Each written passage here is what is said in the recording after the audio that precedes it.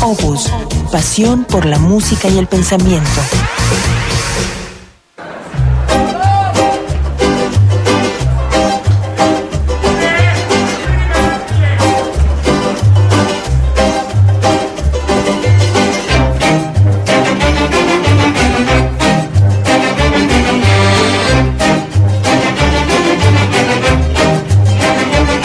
Aquí producimos, programamos y transmitimos radio pública.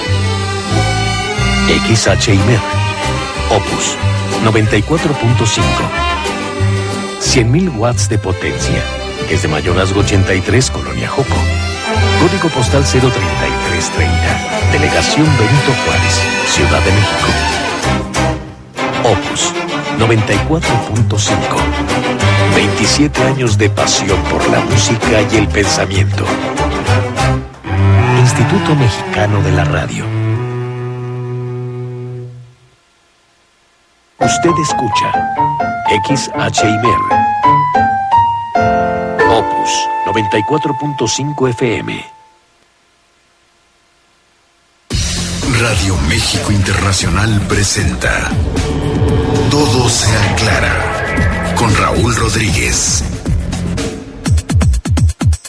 ¿Qué tal? Muy buenos días, muchas gracias por acompañarnos en su programa Todo se aclara. Yo soy Raúl Rodríguez Cortés, le agradezco el que nos acompañe en este programa de información y de análisis. Y bueno, comentarle que la semana pasada se llevó a cabo en nuestro país la Semana Nacional de la Donación Altruista de Sangre, y bueno, precisamente de eso es de que vamos a hablar el día de hoy, por lo cual yo le agradezco al doctor Alfredo Arias Aranda el que nos acompañe. Él es médico asesor de la Asociación Civil Hemofilia 21. También está aquí con nosotros el presidente de la asociación, Juan Carlos Flores. A ambos les agradezco muchísimo la oportunidad de acompañarnos en este espacio. Doctor, ¿cómo le va? Muy buen día. ¿Qué tal? Buen día, Raúl.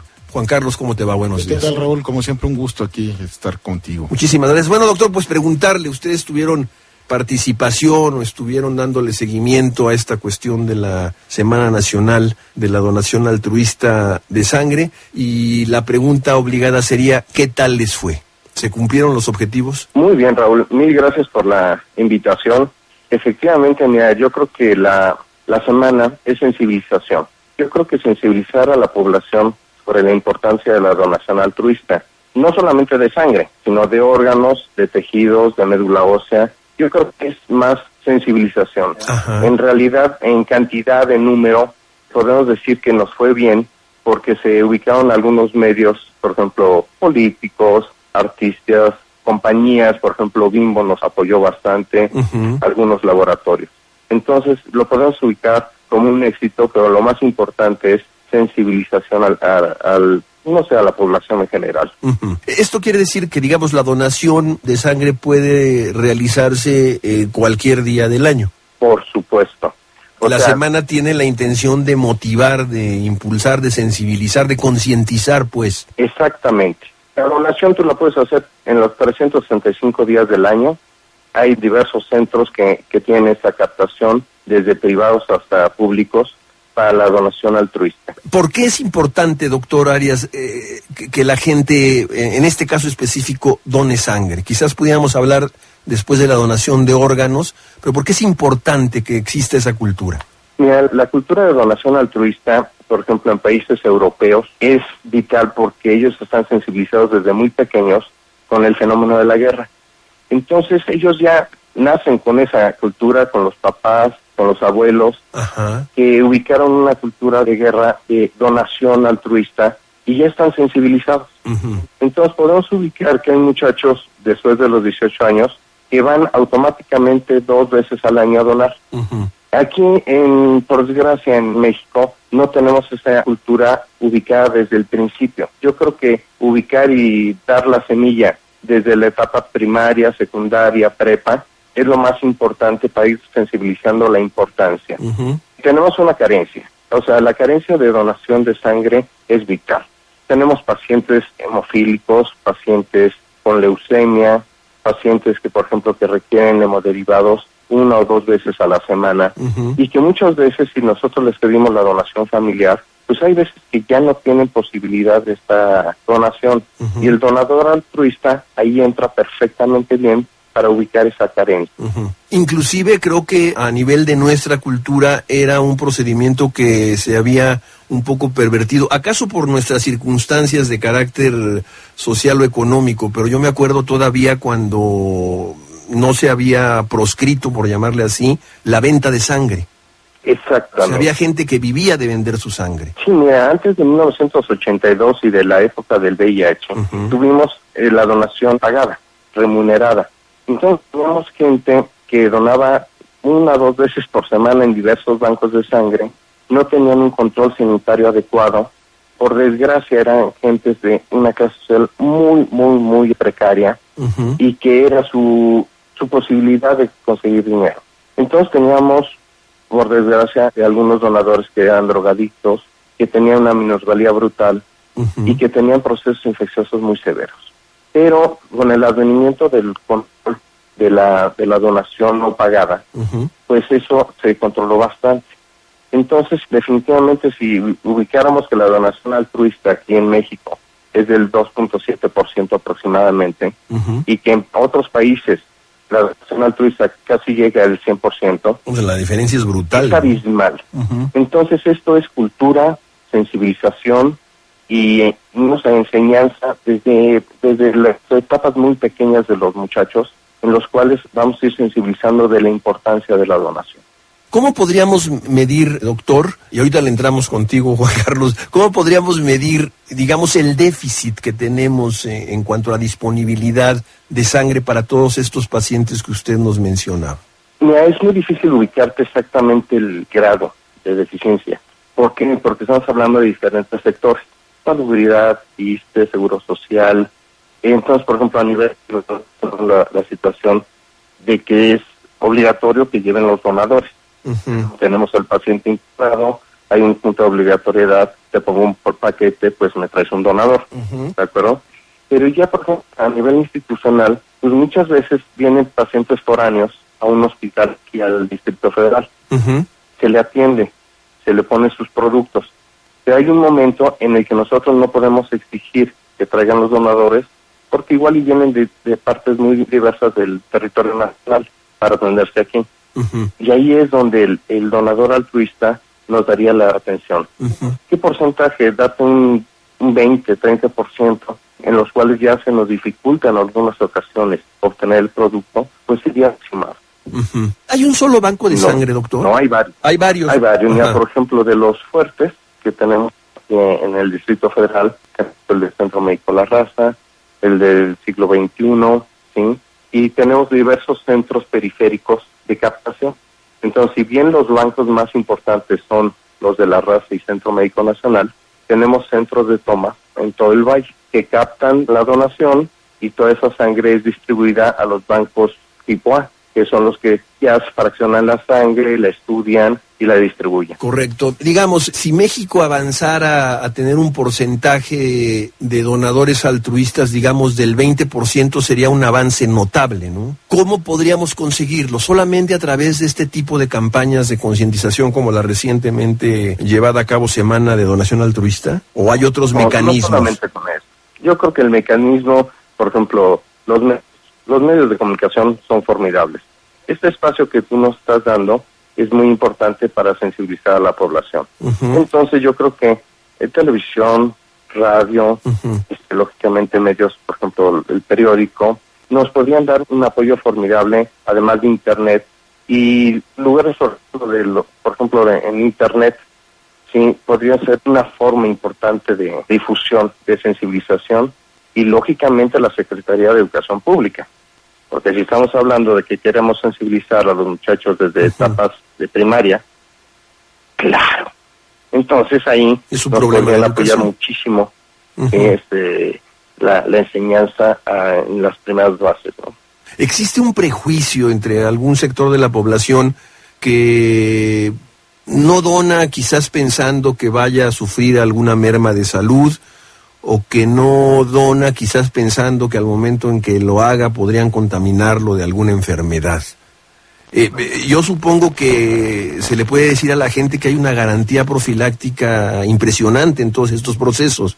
Por supuesto, mira, actualmente no hay un solo producto, aguja que entra al donador, que se reutilice. Todo es desechable. Entonces, los controles de calidad que manejamos, tanto de personal, equipo y todo, lógicamente le da la protección total al donador. Existen tabús. Por ejemplo, hay gente que dice, si dono, voy a engordar. No, para nada. Aquí la situación es que muchas veces el donador, después de donar, empieza a comer más. Pero es porque come, no por la donación en sí. Que se van a sentir mal. En realidad, ahorita el cuidado que tenemos del donador posterior a la donación es muy directo, muy dirigido. No sale del banco de sangre si hay alguna situación de mareo o alguna descompensación. Entonces los cuidamos mucho. Claro. Inclusive la última vez que yo doné, antes de que tuviera un problema de hepatitis que ya me impide ser donador, al terminar la donación me dieron, me acuerdo, un juguito de guayaba, y o sea, como que me dieron algo como para reponerme, ¿no? Claro, y te voy a decir una cosa, nosotros tenemos una dieta ya en calorías y todo para reponer perfectamente bien esa pérdida que el donador puede llegar a tener al donar su sangre.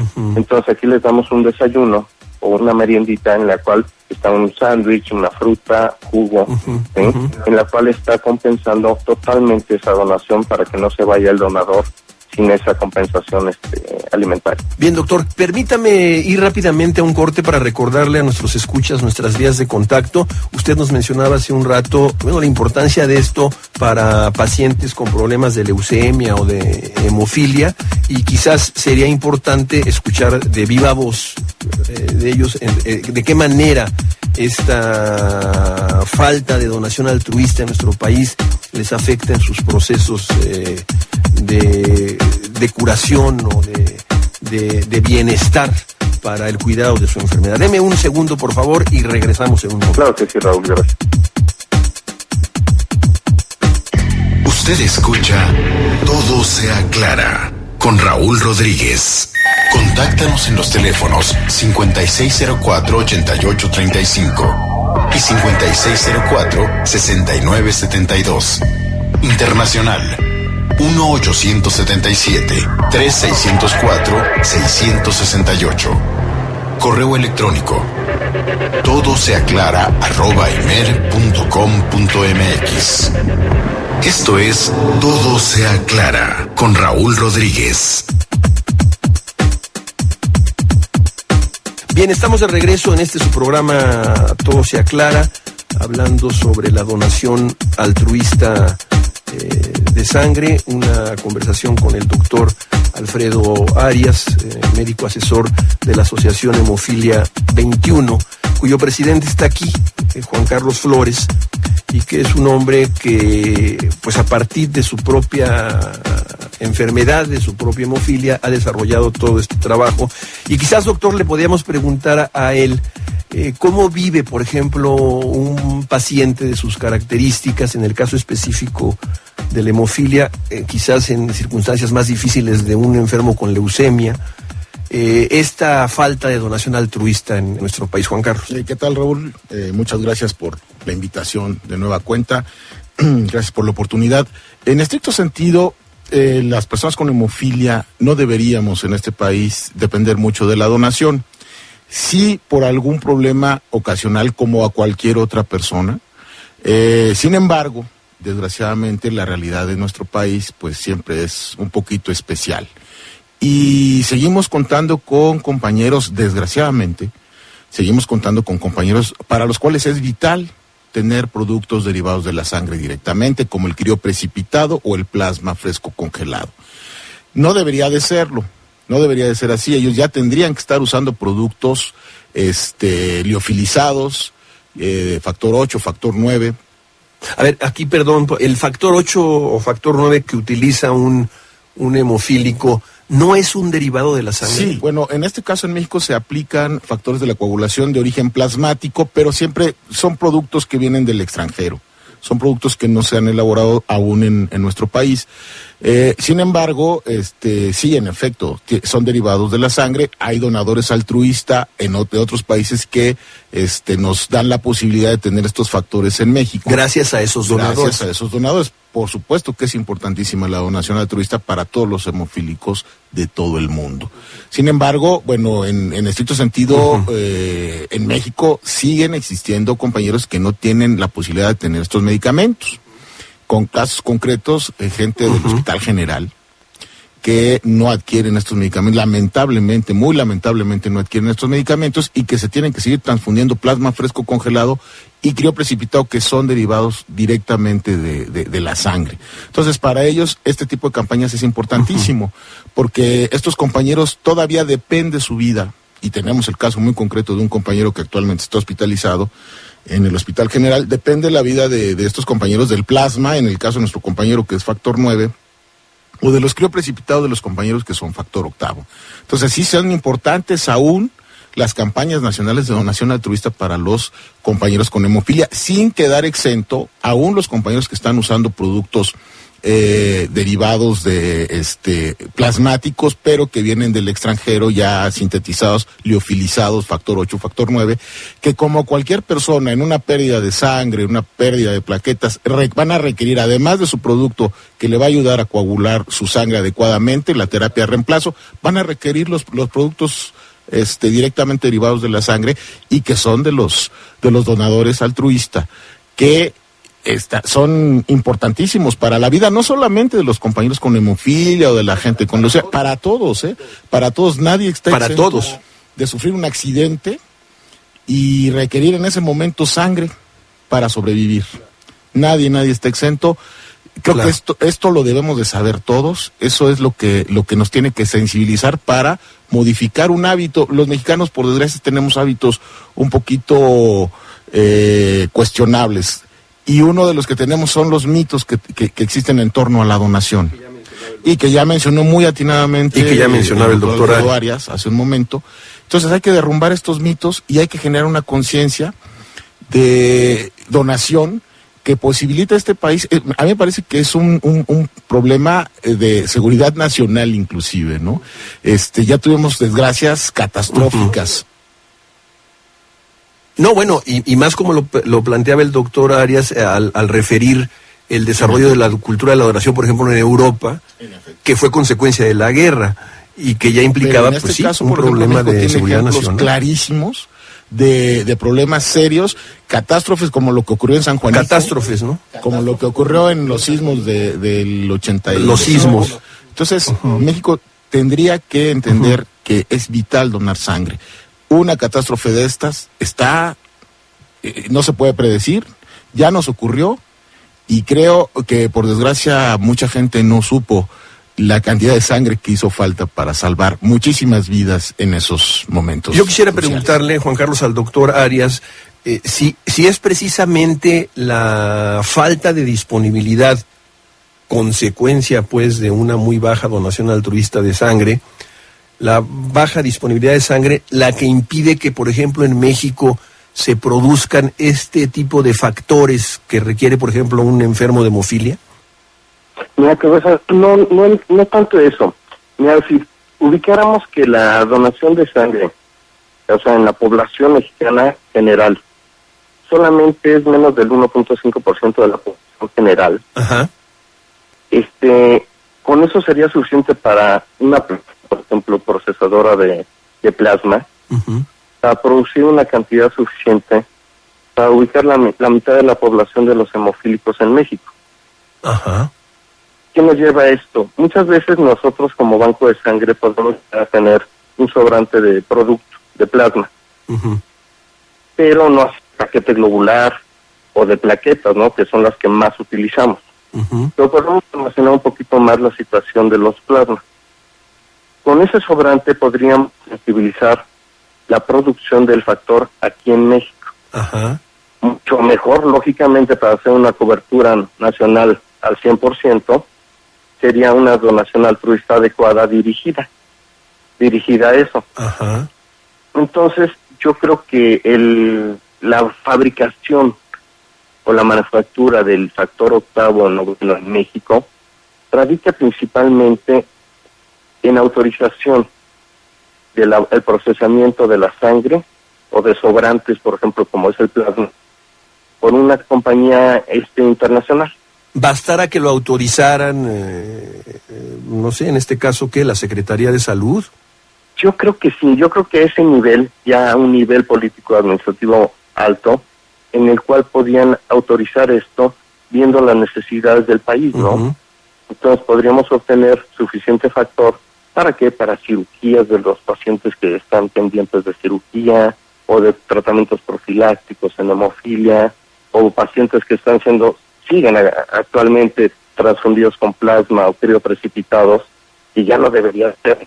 Ya a nivel mundial, un paciente hemofílico tiene que ser tratado con un producto adecuado. Con el factor. Uh-huh. ¿Y por qué no lo autorizan? Te voy a decir una cosa, yo creo que esto ya es a nivel administrativo, político, pero yo creo que hay buenos caminos, hay buenos cambios.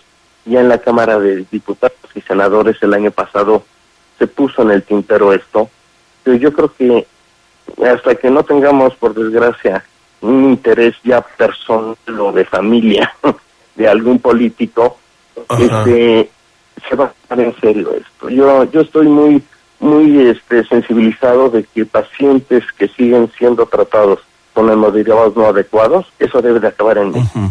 O sea, no es suficiente ni correcto. No, pues. Y te voy a decir una cosa.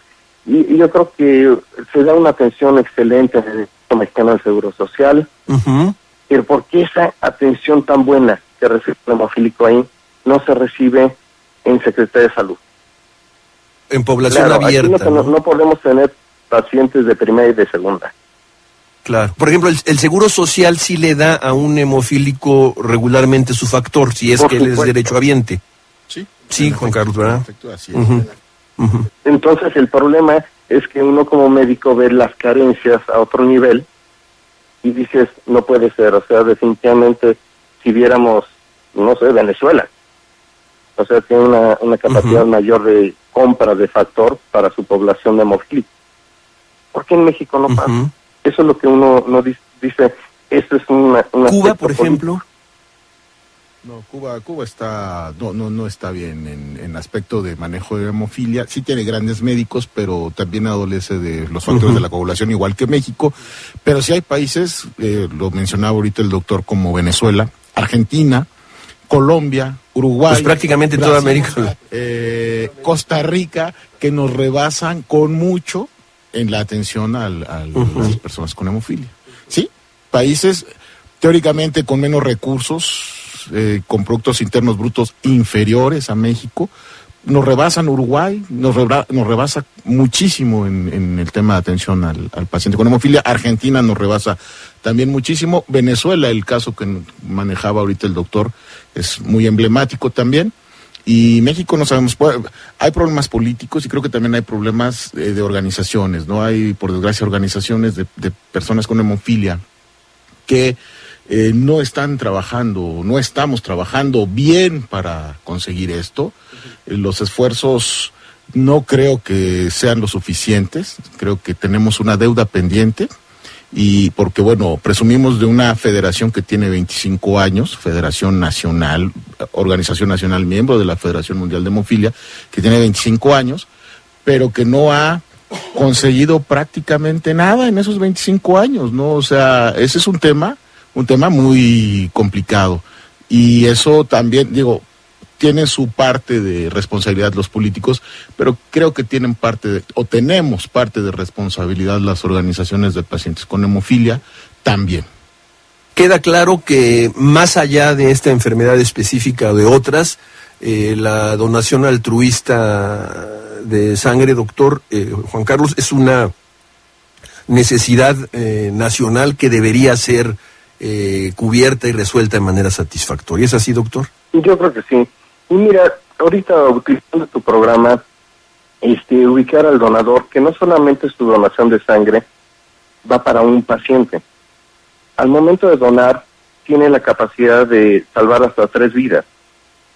La sangre se fracciona, se obtiene el plasma, el paquete globular y las plaquetas, estas van a 3 pacientes diferentes, entonces son nuestros héroes anónimos. Y así se tiene que ver el donador anónimo que llega, deposita su sangre, no sabe a quién va a ayudar, pero él tiene que tener la seguridad de que esa sangre va a ser dirigida en forma profesional y adecuada hacia las necesidades del paciente. Muy bien, doctor. Pues ahí está el llamado, ahí está el planteamiento. Cuantas veces sea necesario, por supuesto, dispongan ustedes de este espacio para seguir en este afán, doctor Arias. Yo le agradezco mucho. El tiempo se nos ha terminado. Juan Carlos, gracias por estar aquí. Como siempre, Raúl, un placer estar contigo, muy sensible tú en estos temas, y te agradezco mucho el espacio y reiterar lo que dijo el doctor Alfredo Arias. El donador es un héroe anónimo, efectivamente, 100% un héroe anónimo. Muy bien, Juan Carlos, gracias. Doctor Alfredo Arias, muchísimas gracias por atender nuestra llamada. A ti, Raúl, muy amable. Hasta luego, muy buenos días, Juan Carlos Flores. Muchas gracias a usted por el favor de su atención. Yo soy Raúl Rodríguez Cortés y lo espero en otro Todo se aclara el próximo lunes. Hasta entonces, gracias.